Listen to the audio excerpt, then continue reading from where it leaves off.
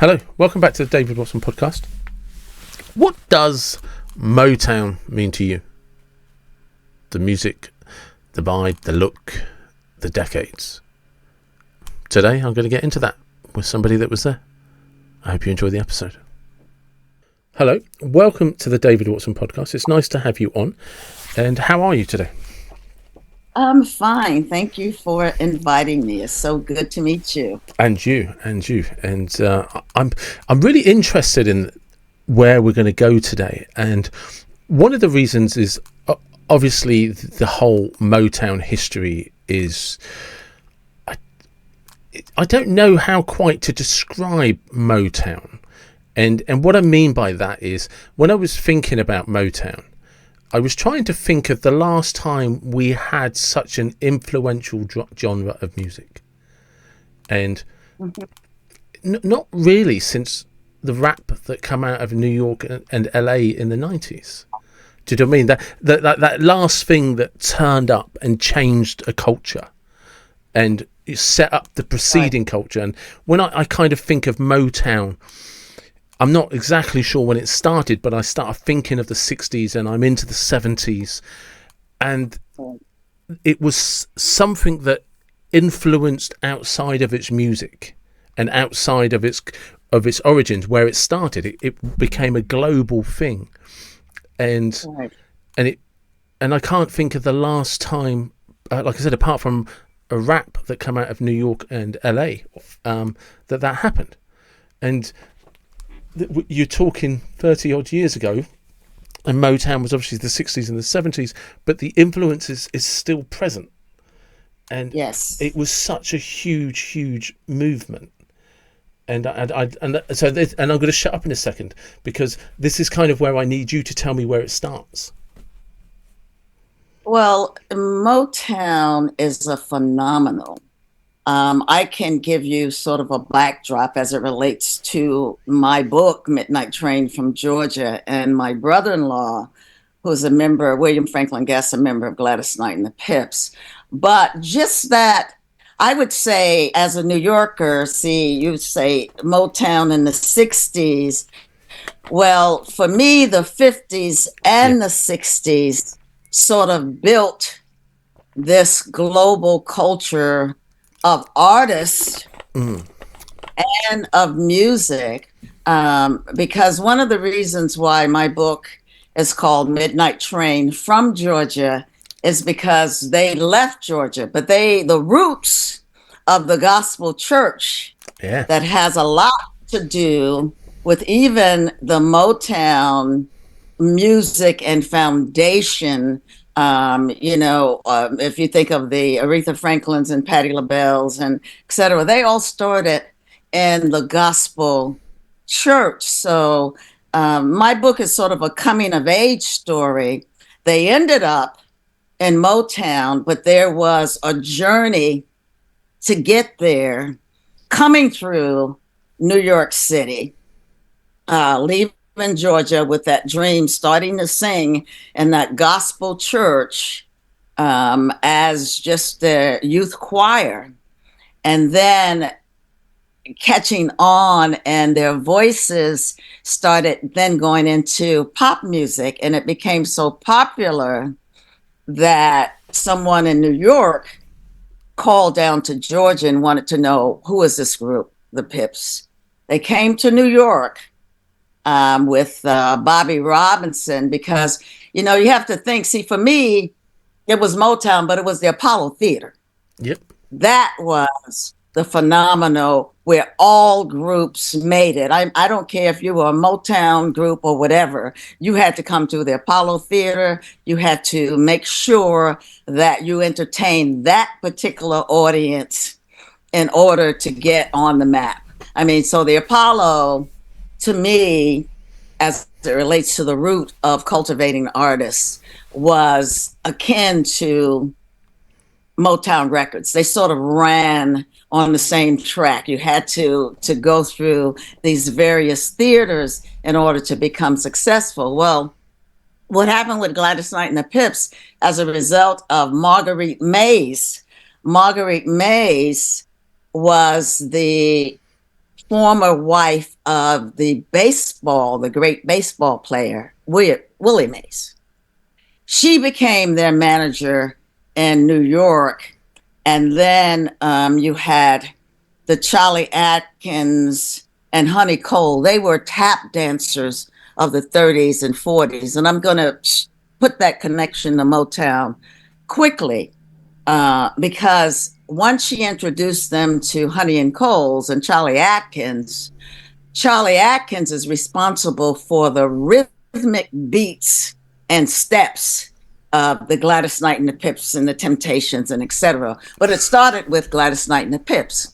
Marguerite Mays took them to Charlie Atkins. Charlie Atkins got a tin can and started beating on it. Remember, he was a tap dancer, so his thing was beats. They didn't understand, why are we just listening and dealing with this? But it was about the rhythm, and coupled with just the whole culture of Motown, the rhythmic beats and dancing were part of that. And a lot of that had to do with Charlie Atkins, but Charlie Atkins came to Motown as a result of Gladys Knight and the Pips. Berry Gordy wanted Gladys Knight and the Pips, so they went ahead and signed with Motown, and their accountant then, Sid Seidenberg, became their manager at that point. And then Charlie Atkins said, well, I'll come to Motown to teach the other groups, but I'm going to work with Gladys Knight and the Pips. So you not only had the culture of the music, you had the culture of the dance. But what was that? The other thing that was behind Motown, which I think is very pertinent to their methodology and their impact, is they had a whole cultural evolution inside. I mean, not only did they teach their groups how to dance, the females, they had to go to charm school and had to learn a certain way to act, to walk, to talk. So he was creating a culture, a dynamic, groups that not only had the gowns, the dress, the performance, but also the ability to create that culture. So when they went on global stages, you got a Motown feel. All of them had that. They had the dress, they had the dancing, they had the phenomenal music and arrangement, which is what Berry Gordy, brought, the music and all of that. But then he added these other elements, and that's what created the culture. They had big picnics and stuff in Detroit. My sister and my late brother-in-law, as well as the other groups, Marvelettes and all, they always talked about the picnics where they brought them together as a family. So that was the whole thing. He created an interculture within a culture of a music genre, which really made it something very special and different. Just where did it begin for you? Where were you growing up as a child? Well, I grew up in New York, but my brother-in-law was in my life since I was 11 years old. But my father was the lead singer of the Mourning Doves Gospel Quartet. My sister and I studied dance in the same places like the great Debbie Allen, the Menasek, and the community centers. That was where we studied dance. Because one of the things I want to just understand first is where did you grow up in New York? What kind of era? What year was this sort of? I grew up. I was born in Harlem, one block from the Apollo Theater on 124th Street. So I grew up in Harlem for the early childhood of my life. As I said, my mother knew Bobby Robinson, who was Gladys Knight and the Pips' first manager. And she brought my sister and brother who are older than I. They were 4 and 5 years older than I, to a session where my brother-in-law met my sister. But And that's when I was 11. So I was, sort but of raised but in Catholic school, yeah. So born in Harlem. yeah, but pre that. So you're like say 5 or 6 years old. You're in Harlem, just a street down from the Apollo Theater. Well, I was born, we were living on 116th Street when I was born. When I was about 3 or 4 years old, my mother moved to Long Island, close to LaGuardia Airport. Okay, then we moved back to Colonial, which was by the river, which used to be the Polo Grounds, which used to be where the Dodgers played, right Wow. next. Yeah. My life growing up was right next to the Dodgers. I went to a little Catholic school, Resurrection, and I was so blessed to have been at the Vatican 2 months ago. Oh So wow. bless you, Pope Francis, Yeah. rest in peace. Absolutely. Rest Uh, in peace. yeah, so I was not, I was sort of the only one in the family that went to Catholic school. My father was singing, but my mother and father, especially my mother, loved the Apollo Theater. So we would be at the Apollo Theater on Wednesday nights. Wednesday nights were amateur hour. So that was the time when whoever was performing, but you got a chance to see various groups audition on the Apollo stage. And if you know anything, they would blow them off the stage. It was Well, a great phenomenon, and that was during my time, which was wonderful. well, this is the thing I wanted to understand before we kind of get into the later years with the fame and the groups getting together and how it happened is because, like you said, you got Wednesday amateur night, okay, and I'm guessing you went to some of the churches that you might have gone to, they had some good voices. I'd imagine there were some people that could really sort of bang out some gospel music, and But at that time, I wasn't. Remember, I went to Catholic school. yeah, So I went to Catholic school as well, so yeah, I know what you mean. that was a whole different. In fact, I made a joke to one of my friends because I was watching the funeral and they could hear the music and they said, "Are you watching it?" I said, "Yes." I said, "It's probably why I sing so high, in the choir, because it was a certain different thing." Yeah. But my father sang gospel. So besides the fact that I went to Catholic school, I was still listening to gospel music. My mother and father loved music, including jazz. Yeah. I mean, I love jazz because my mother had the Dinah Washington, the Billie Holidays, all of that music I grew up listening. I would be laying in the bed listening to them, having fun with their friends and playing all this dynamic music, everything from rhythm and blues But this to is the jazz. thing, because So I don't think wonderful. people today understand, because of like, and I got to put this out now. I'm not criticizing today. I'm just trying to highlight that today you have social media, today you have electronics, you have all of these things. 50s, 60s, 70s, kind of all of that culture in Motown and everything like that.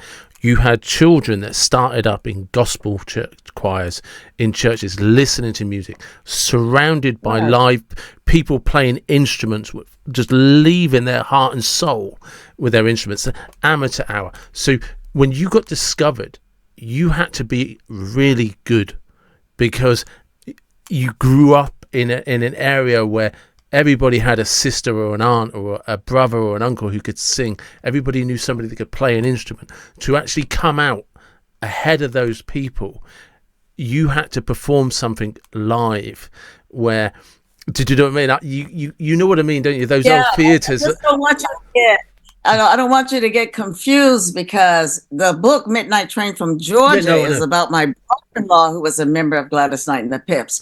I'm a PhD. Although I'm a songwriter, producer, I did write a #1 song in 1975, Time Moves On by Strut, as a result of the influence. And I still write music. I was a double major, Yeah. journalism and music. So No, I was my just I literally trying to highlight that back then people right. did like Yeah, tours in small venues, and you really had to yeah, impress the crowd, because these yeah, people had heard a lot of live music, and to step up above the rest of those people, you had to be good. right. And that's what, that group did, because of just it was a fluke Mm. that they became a group. And you talk about kids back then, where they it was because of Garfield, a friend of theirs, who had to go home with his record player, handmade record player, they carried around, that had a needle that nobody would Yeah. understand nowadays, because the turntables are coming back, but they weren't like the old record players. No, no. So, because they didn't have a record player, they started singing together. And the parents, who also sang in a gospel choir, the adult gospel choir, said, wow, these kids sound great together. They were relatives, as it was, and put them together as a group. And yeah, it was difficult. They were playing little Mm. venues. I mean, it was something that they used to call the Chitlin circuit back in the day, where you went to these sort of little underground places, backdoor places, etc. And they were kids, so the parents had to go with them, but they were, invited to sing at clubs and stuff, and they stood out because of their harmony. And I keep saying to people, the harmony was more than the blending of voices, it was the blending of spirit. Yeah. It just clicked. And as a result of then, back in the day, too, a lot of them got ripped off. Someone invited them over to record on some equipment, just supposedly to try it out. And the person actually out their record. And my brother-in-law's walking down the street and hears his record playing out of a record shop. So that was just insane. So, again, I say that it's sort of a coming in age story, Yeah. where they had a dream, and yeah, they stood out because they were so good. And during that time, I mean, the BB Kings of the world and stuff, because they performed a lot with BB on stage. They had the same management and record company at some time, but because they were young, a lot of these groups, sort of took them under their skin to sort of help them and protect them along. But yeah, they weren't. It did not get to um, the point where they were staying in great hotels. I remember 11, 12 years old, 14, well, I say 14, 15 by that time. Then they were staying at the Waldorf Astoria and the big hotels and playing the big clubs. But, before, it was sleeping on the couches, polling their money to get something to eat and everything. It was not like the businesses today. Businesses, you put something out on social media, you can become a sensation and also a sudden spiral up. You had to do it from the ground up, Mm. basically, back in those days. And to me, I think it made the music better. Yeah. It made the foundation of the music and the stories, and it could be because all that blood and sweat and tears were were I think part it of that. matters. I think it matters.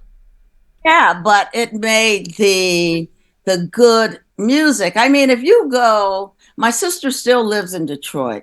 If you go to Motown Records, it's a tiny building. Okay, this tiny building created giant structures that still stand on their music today. In that little, nobody would think, unless you saw it, that little small place, all of the Diana Rosses and the Supremes, the Four Tops, the Temptation, the Gladys Knight and the Pips, the Marvin Gayes, that they all came out of this one little building and these little rooms where they were creating this culture. And, again, it was a certain amount of musicology, if you say. I mean, the music was very, very important. I mean, it was real strings, violins, it was real horns. Now you have all of this stuff that can be computerized. It is not the same. It does not sound the same as the pure music that came from the, I was a double major, and music was my other major, and I love strings. So I would arrange for strings all the time I was in school because I loved the violins and the cellos and stuff, and that was beautiful. And my song Time Moves On by Strut has a lot of strings in it. So during that time, it was real, just pure music coming out of musicians, the blood, sweat, the air, the rhythm, the hands, and all of those things. That for me, that was my time. So that was the foundation of what I call music. That is the foundation of everything that they have today, because everything is just being copied and syncopated now. Yeah, there is. So how did we get to you writing a book? Well, my brother-in-law is a member of Gladys Knight and the Pips, and I lived this story since I was 11 years old. He died in 2015, and the Knight family, the Guest family, and the Ziegler family, we became one family. So I grew up with this, and the story hasn't been told. Yeah, I mean, people are still, fascinated with Motown, just as you are, because of these phenomenal groups that came out. And you've had, there's been stories on the Supremes, Temptations, and stuff like that. So I wanted to tell the Gladys Knight and the Pips story. Again, coming from, and my brother-in-law, he would say that he started singing and dancing in the womb, because his mother and father, they all would do music on the back porch, that all of the community would come and hear his uncle playing guitar, his grandmother singing in rhythm. His grandmother taught him how to sing harmony while she was cooking in the kitchen as a little boy. So just coming up, hearing music, and the original Pips was my brother-in-law, his sister Eleanor Guest, Gladys, her brother Bubba, but her other sister, Brenda Knight. Those were the original Pips, and they would contend that those were the best voices. Brenda and Eleanor, Brenda Knight and Eleanor Guest, they wanted to get married and have children, so they left the group, and then cousin Edward, came in later on. Then it became William, Gladys, Bubba, and Edward. So when they came again to New York, my sister and I were dancing and stuff like that. But he's the one who actually met Marguerite Mays. And then, because even that story, I mean, the connection with the famous baseball player's, wife, who was a phenomenon in herself, and the Honey Coles and the Charlie Atkins, and how all of that ties in. And that's going back to the 40s. Yeah. That ties into Motown rhythm of the 60s. So all of these things were important to tie that connection. And then they go on to Motown and get that. Well, they had the first hit, Every Beat of My Heart, but by the time they get to Motown, I heard it through the grapevine, and then hit after hit after hit. But Gladys Knight never really wanted to go to Motown, but they did everything together, and everything they voted. So she got outvoted. She thought that she would get lost in the sauce, with the Diana Rosses and etc. But as you said, to go in that house and stand out, Yeah. you had to be exceptional. And they were. So eventually they left Motown and they went to Buddha Records because Buddha Records then concentrated on them 100%. And that's where you get the Midnight Train to Georgia hit that everybody knows. I played off of that, but with the book title Midnight Train from Georgia because they left Georgia. But from there, you know, the American Music Awards, the Grammy Awards, and then the induction in the Rock and Roll Hall of Fame. I'm looking at some people, and I just think of Dionne Warwick, which is unfair, who just got inducted about a year or so ago. All of them came up at the same time. They were inducted in 1989. The group was together for 37 years, but I still see some people who came up with them that are just being, I think they have a new class that just came out, and maybe one or two is from that time. So again, to be able to stand out, you know, but to tell this story of family, faith, love, the music industry, and as you said, the struggles, it was not a cakewalk for them coming up. And you had to really earn that money because they weren't really getting paid, you know, starting out. A lot of those groups were being ripped off terribly. I mean, even with my song, I was on Brunswick Records. I could see boxes of my album that I co-produced going out the door. You know, those backdoor records. That was the business. Yeah. Back then. You know, so I thought it was important to not only document this story, but I'm a journalist. I'm a broadcast journalist by profession.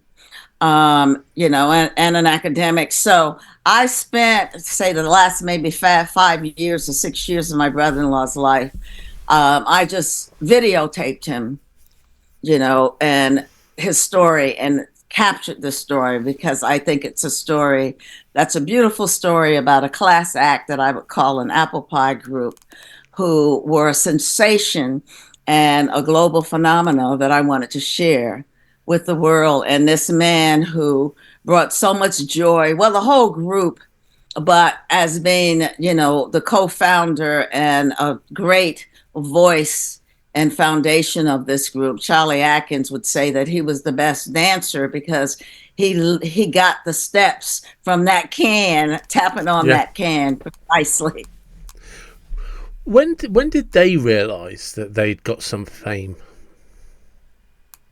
Well, I think it was, I mean, the first song, which was late 50s, Every Beat of My Heart, that actually they had two versions out. One version that was under the Pips and one version because the first one, remember, as I was saying, they did it illegally. The guy just put out their record. So when Bobby Robinson, he was a very smart man. He said, well, I can get this group. They got a hit record.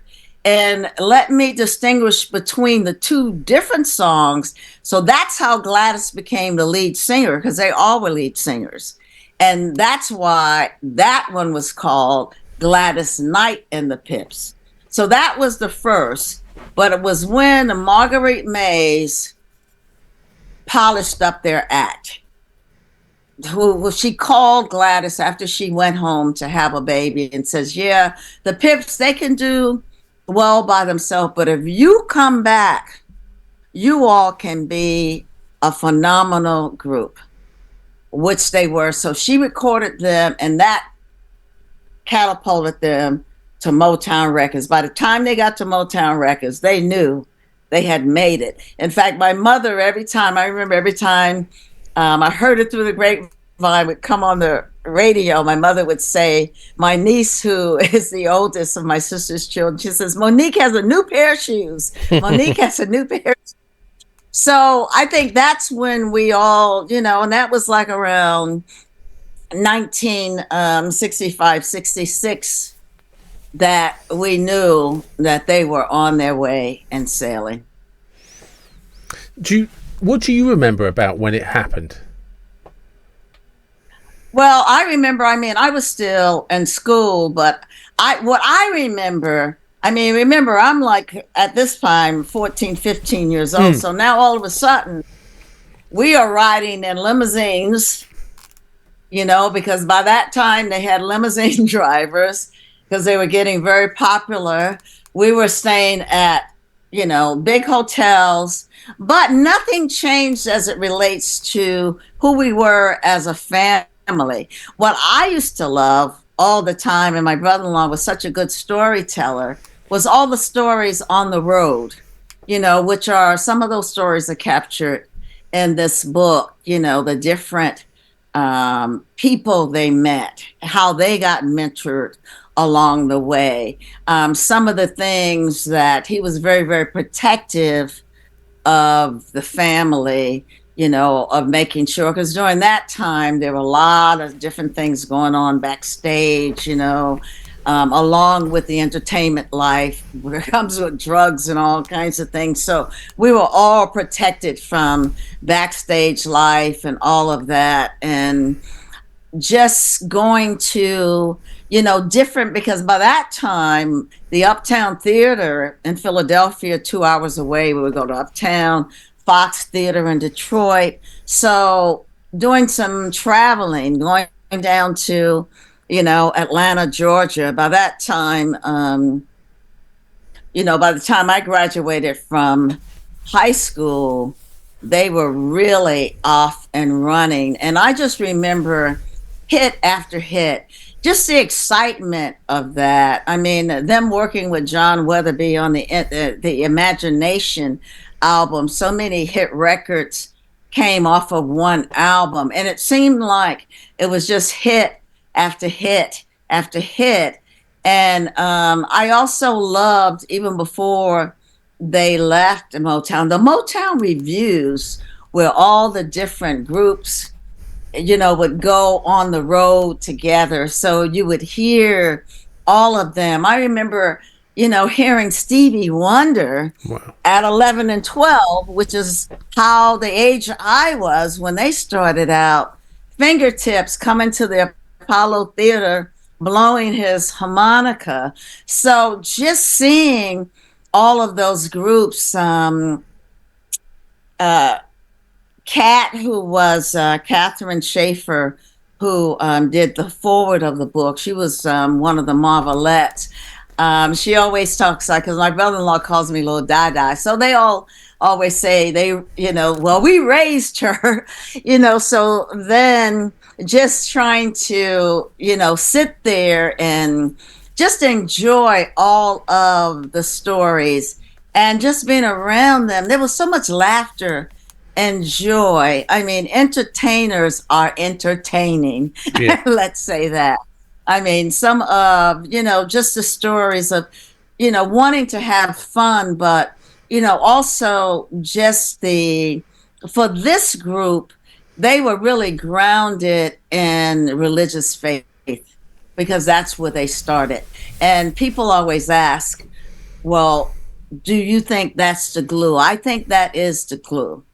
This book was about faith, family, love. Not that everything was a cakewalk, not that everybody, were saints, but they used that foundation of the gospel church and Christianity, of what they learned, to really keep them together and to really kind of lead this life that they were given, this blessing that they were given, to really drive it, because it could have gone in all kinds of directions, as some groups, done. I mean, some didn't even make it, didn't live, got caught up in all of the negative things that have to do with the entertainment business. But I think that they are a pure example of what I still call them an apple pie group, who was the class act, who came out and wanted to entertain, gave that good music,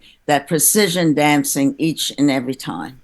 Do you think there's an element, and I always like to try and discuss this when it comes up, with faith, and that kind of relationship that people have with God, with Jesus Christ, that whenever, especially when I'm speaking to people from the US, whenever they have a deep faith, everything is God's work.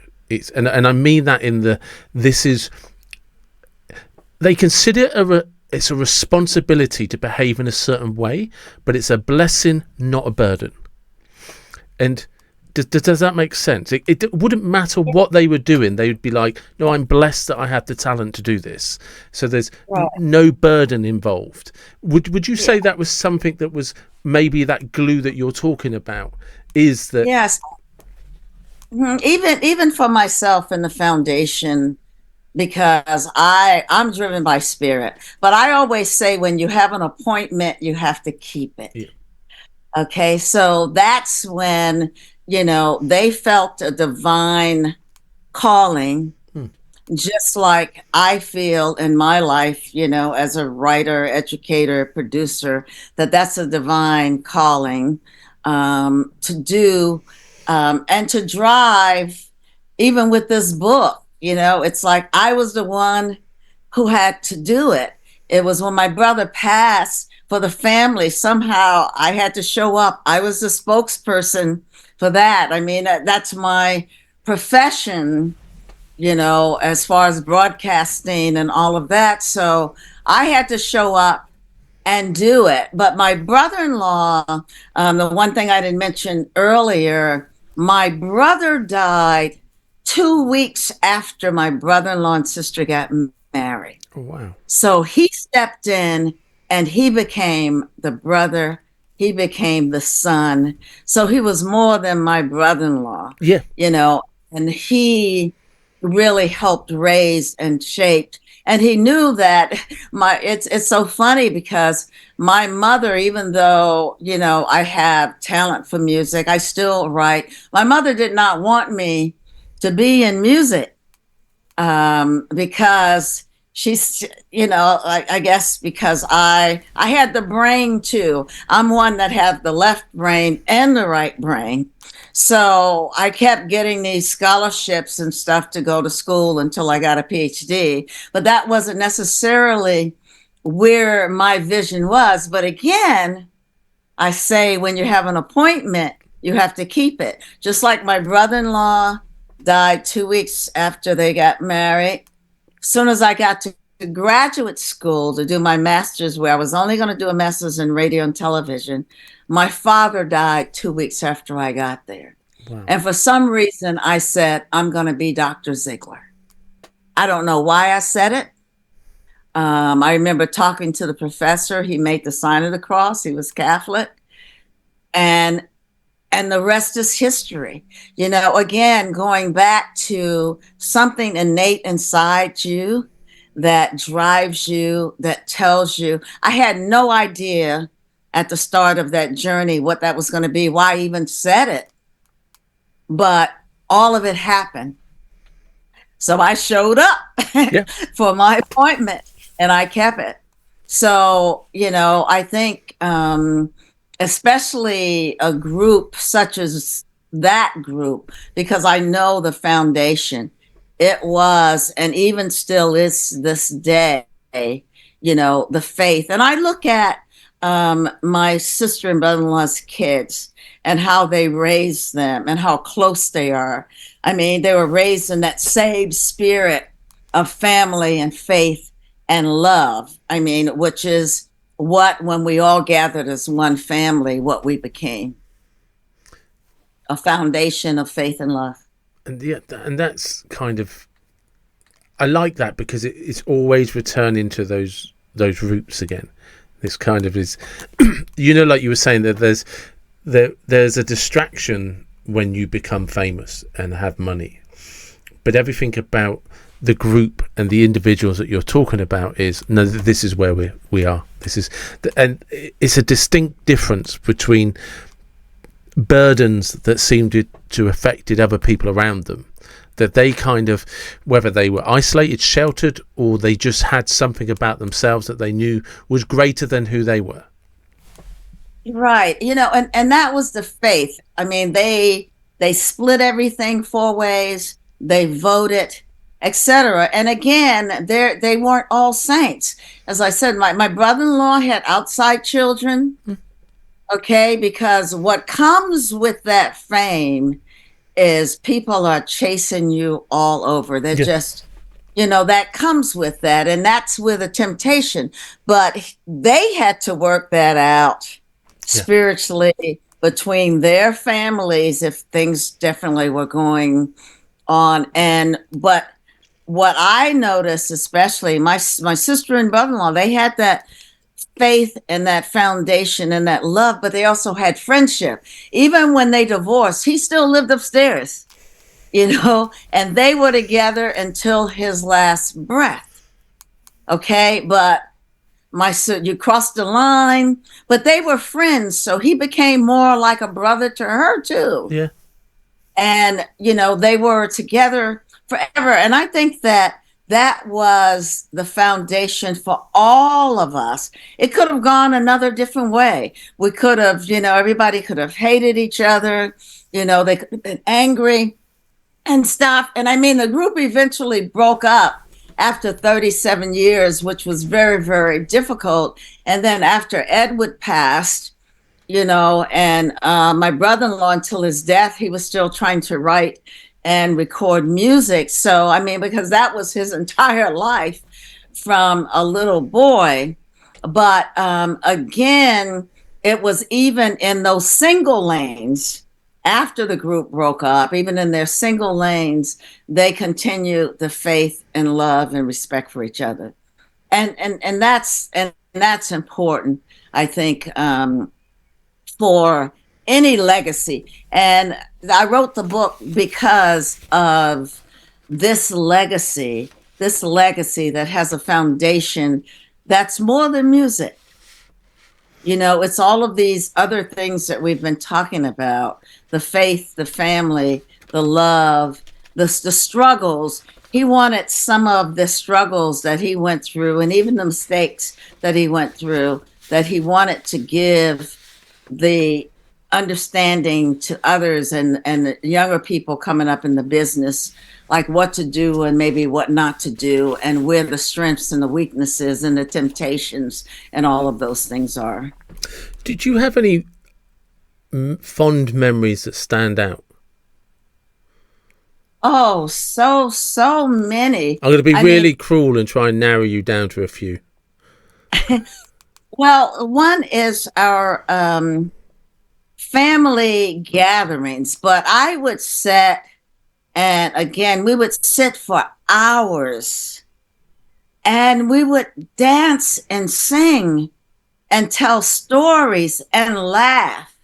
Those are the moments that I remember, the joy with the music. I mean, we could just start tapping the foot, and then all of a sudden we're making up music, and some of the things would be so funny, just making up words and different kinds of fun and games, and just the joy. And our Christmases were always filled with so much joy, because there would be so many of us from, while my family, my immediate family is small, but the guest family and all of them are large. So we would have maybe 30 people, as a gathering, and everybody's laughing. We still do that now, although they're not here and we don't have that many, but we're still going to get together and break that bread and the joy.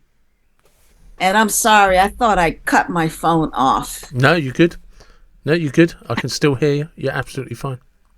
Right. Okay. So it was just a wonderful joy of just spending that time and doing all of just telling stories. Yeah. And some of those stories and some of those times would also become musical joys, because sometimes we would make up songs, that would continue. My brother-in-law, in fact, when Gladys Knight and the Pips, when Gladys went and had another baby at one time, he wrote a song, Linda and Darling, for the Pips, that, they, again, just making up and singing those songs. I miss those times. I miss Oh those yeah, I stories, can imagine. all the love and the joy.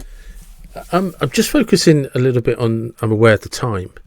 The where can people find you and the book? Well, I just have a copy of the book here. Midnight Train from Georgia. It's on Amazon, Barnes and Nobles. My name, Dhyana Ziegler. You can reach me on Facebook, LinkedIn, Instagram, Perfect. and just Google, you'll find me. Excellent. And lastly, my random question. I want you to imagine that you have a time machine. The time machine is a car, and I want to know what car is your time machine. What type of car? Where would you go, and what would be playing on the radio? Okay, I always liked the Mustang convertible. Nice. I mean, and it was like a 1962, Yeah. a wonderful car. I would be rolling down Riverside Drive at night, and I'd be playing Motown records, including Gladys Knight and the Pips, and just jamming. That would be the time machine going backwards. And I guess going forward, I would be wishing for a 22nd century Motown that would have some of the beats and the rocks, but then have some of those great stories. Yeah. Those. That are lasting. If I could do, I'd love to get into, if there was a way that, like that time machine, to get into some of those old smoke-filled venues where you've just got the horns, the trumpets, the strings, and people just singing, just right at a piano. Yeah, New York, Small's Paradise. Yeah. Small's Paradise on 135th and Lenox Avenue in Harlem. Those groups would be on that stage in the 60s with the horns and the music and the dancing. I mean, performing. That's what you really called performance back in those days. That's what I mean. It was, and I don't mean I don't want this to sound like it's not a compliment, but it was their bread. It was their bread and butter, and they were good. You were being served the finest sounds you could ever hear. They were going forward. They were giving you their all. And that's one thing my brother-in-law would say. Every time we hit the stage, we gave our all. And the thing about, and obviously it was before my time. I was born in 74, so I sum it up. But I always imagine it being this. And when I say raw experience, it's that it's not today where everything is through some electronic filter. The person singing was singing. The person playing was playing. They knew the beats. They knew the timing. They knew the emotion. Everybody knew their job, and they were tuned into it. Yeah, it was raw, but it was pure. Yes. It was, it was pure. That's what I mean. They can't duplicate those horn sounds or those string sounds.